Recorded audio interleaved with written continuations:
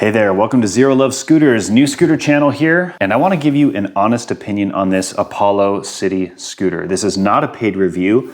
I bought this scooter on Amazon, but also Best Buy. I've actually gotten this scooter twice. I bought it there because the return policy is a little more easy. It's hard to test ride these scooters, or really test ride very many scooters, because the return policy is just so brutal. Understandably, but it's frustrating that you can't just test ride something. Instead, you kind of rely on influencer content such as this, or just reviews, anything from Reddit to whatever, you know? But the Apollo Pro really intrigued me, which is why I got the City. It's like the step below that. But as I did my research on Apollo, it's a real love or hate company. Now, I'm a pretty aggressive off-road scooter rider. I'm coming from the mountain bike world, so my perspective on what suspension should be is honestly coming from a pretty well-engineered and developed industry. The mountain bike industry has really optimized itself. It's actually pushed the boundaries of what's possible with things like geometry and suspension, probably way more than scooters. So I do have some grace and room for forgiveness that I give scooters, but sometimes I'm just surprised at how bad or mediocre some scooters are regardless of the price. But I'm putting some of those opinions aside and trying to remain objective for my impression of this Apollo scooter. So there's a lot of stuff I'm not going to go over. I think you can get that kind of information from other channels or other content, such as the specs and the top speed, and if the acceleration and top speed actually meet the claimed things. Like, I don't need to do that here. I'm going to give you my opinion based on what I think the most meaningful pros and cons of this scooter are, and I'm going to tell you what I really think about Apollo as a company, because the consumer impression out there is super love or hate. So let's start with this. Apollo gets this impression on the negative side that they are very overpriced for the spec to performance ratio, which I get, but I also feel like those people are not factoring in the reason that this scooter kind of justifies its price. There's a lot of proprietary parts here, which is in some ways part of the problem. But to say that this scooter doesn't justify its price,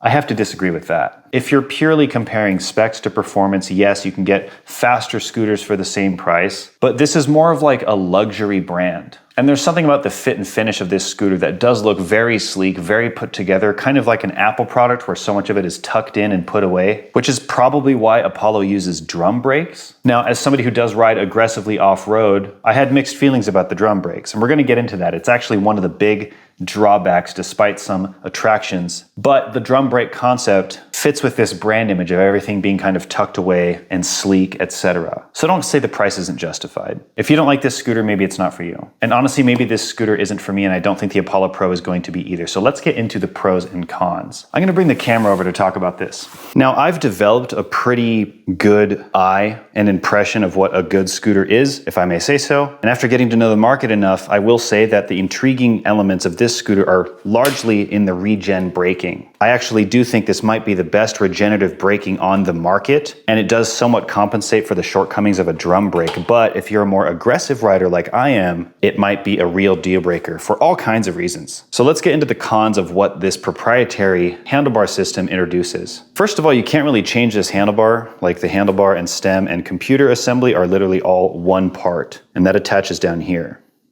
And annoyingly, this handlebar is literally just like a straight bar. I feel like it puts your wrist in kind of this aggressive position here where your wrist is sort of forced to be cocked over like this. Most nice scooters and most bicycles have something called up sweep and back sweep, and that will actually allow your wrists to relax in a slightly more rested position. This totally straight bar kind of sucks. But it's exactly the kind of thing that I think the target audience for Apollo would never be critical of, never notice, even though they would objectively be more comfortable with bars that have up sweep and back sweep. Anyway, you can't change the handlebars.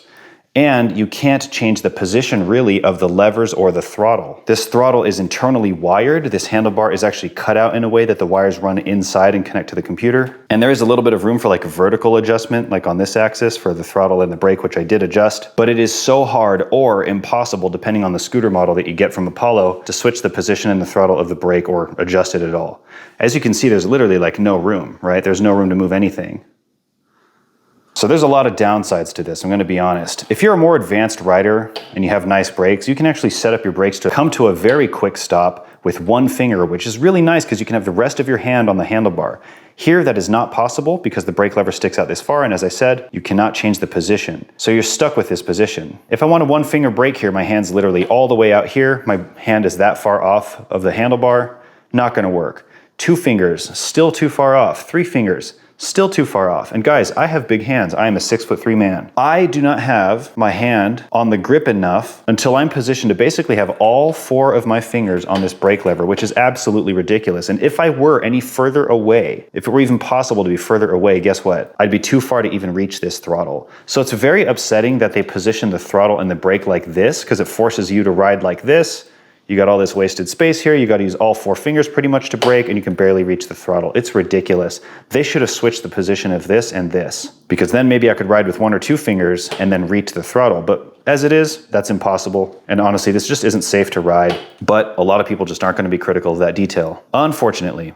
So that is actually just a whole laundry list of downsides that come with having this proprietary handlebar system. And separate from all that, if you have to do any maintenance, it's actually quite a hassle because you have to disassemble so much and deal with internal wiring. If you want to replace this throttle because it breaks, you'd have to very likely remove the stem and then unplug things from the computer and route things inside.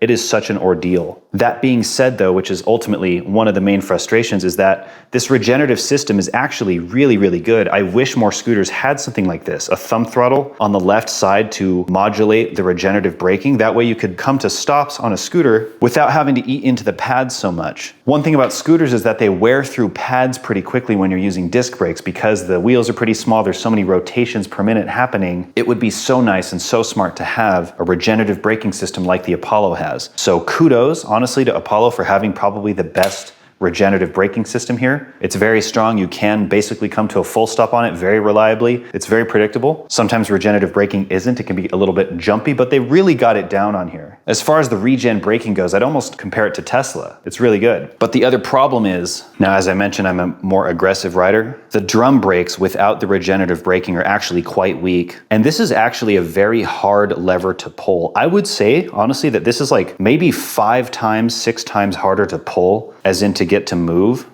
than a disc brake typically is, especially if you have like a hydraulic disc brake. This is really hard to pull. It's a lot of work, a lot of grip strength required. And on top of that, it's not even as strong as a disc brake is. It's maybe like half as strong. It's quite weak. So when you're pulling this at moving speeds, like anything over 10 miles an hour or something, it works in conjunction with the regenerative braking. Again, very clever. But when you're at lower speeds and the regenerative braking isn't working because you're going slow, it kind of relies on speed to slow down. The drum brakes by themselves are very, very weak. So if you need to come to a quick stop, maybe you're going 5 or 6, 7 miles an hour and need to stop immediately, it's really hard to do so on this scooter, which when you're riding aggressively is actually the make or break difference between a crash.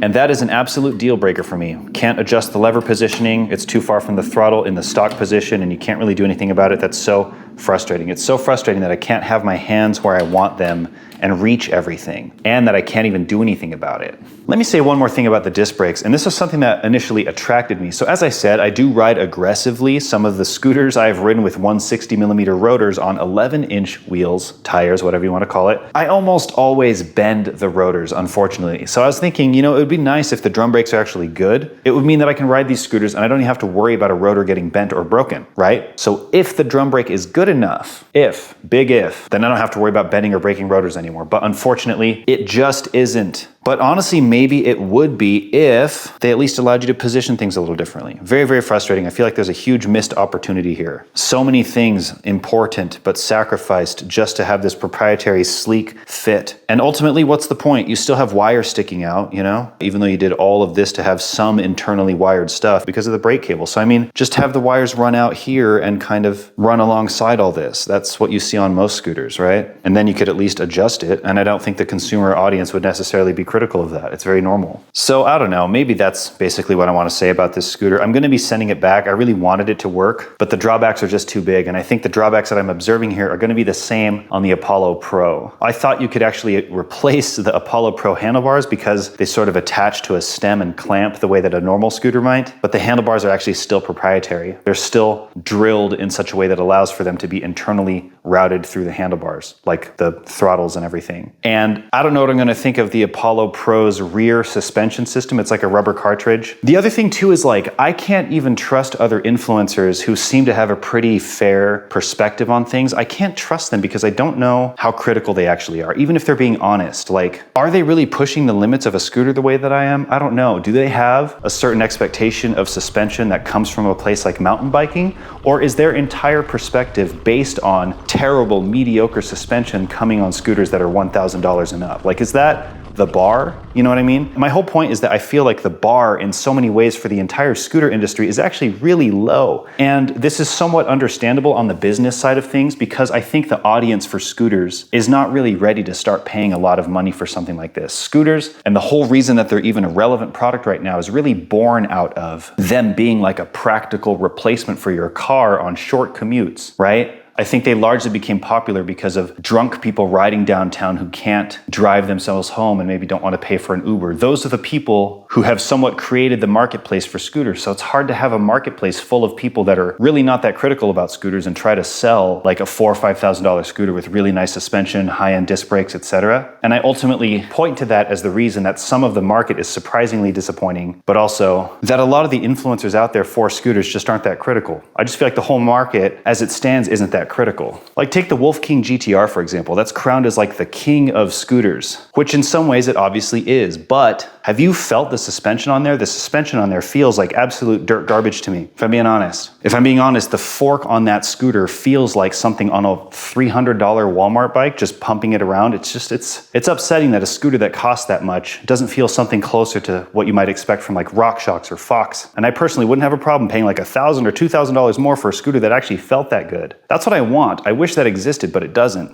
So every time I'm looking for a scooter, I feel like I'm just looking at a laundry list of compromises and trying to pick something that I'll be happy with. And funnily enough, a lot of people have told me, why don't you just get an e-bike? I don't know. I don't like e-bikes. I used to mountain bike. I got tired of biking. There's just something about scooters that is so fun. Something about having dual motors. And maybe something even about just having these tiny wheels, but overcoming the obstacles regardless. I don't know what it is, but I love scooters right now. I understand that a dirt bike or an e-bike would be more practical and better at getting over some of the obstacles. But yeah, the portability of a scooter is attractive, which is also an expectation a lot of people have of scooters, which keeps scooters kind of landlocked in terms of how far can they push this boundary before the limitations on portability start to get compromised. So there are a lot of limiting factors when it comes to making a good scooter. Part of that is the audience. Part of that is the portability and the expectations people have of what a scooter even is, but it is what it is. It's a growing industry. It's changing quickly. I'm sure better things will come in time. But as it stands, the scooter, which represents, I think, the best regenerative braking on scooters right now, is so disappointing in some other ways. But I will say that the customer service, at least from my experience, has been very good from Apollo. They've been very responsive. They've actually answered many technical questions that I didn't think they'd be capable of answering. They had like video that they linked me of how to actually disassemble the handlebar and take apart the throttle and stuff if I wanted to do that. They've been able to provide a higher bar of customer service and technical support very quickly and concisely, more so than all the other scooter companies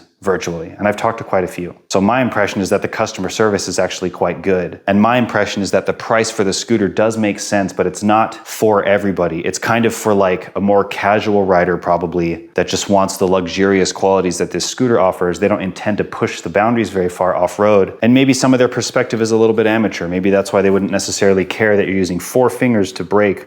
Again, it is what it is. And there you go. Those are my honest thoughts on the Apollo City. I'm going to be sending it back. Thanks for watching. Like and subscribe. And I've actually formulated a couple partnerships with scooter companies that I do like. So stay tuned. I think I'll have some discounts for you. And yeah, I'm excited to upload some more content and get this scooter channel going. I will see you guys in a future review. Let me know if you have any questions about scooters, because I do have more reviews coming up. But I do tend to focus on dual motor, dual suspension with disc brakes. Hydraulic, ideally. I'm kind of looking at the more expensive end of things because I do ride aggressively off-road. All right, see you in the next one. Bye for now.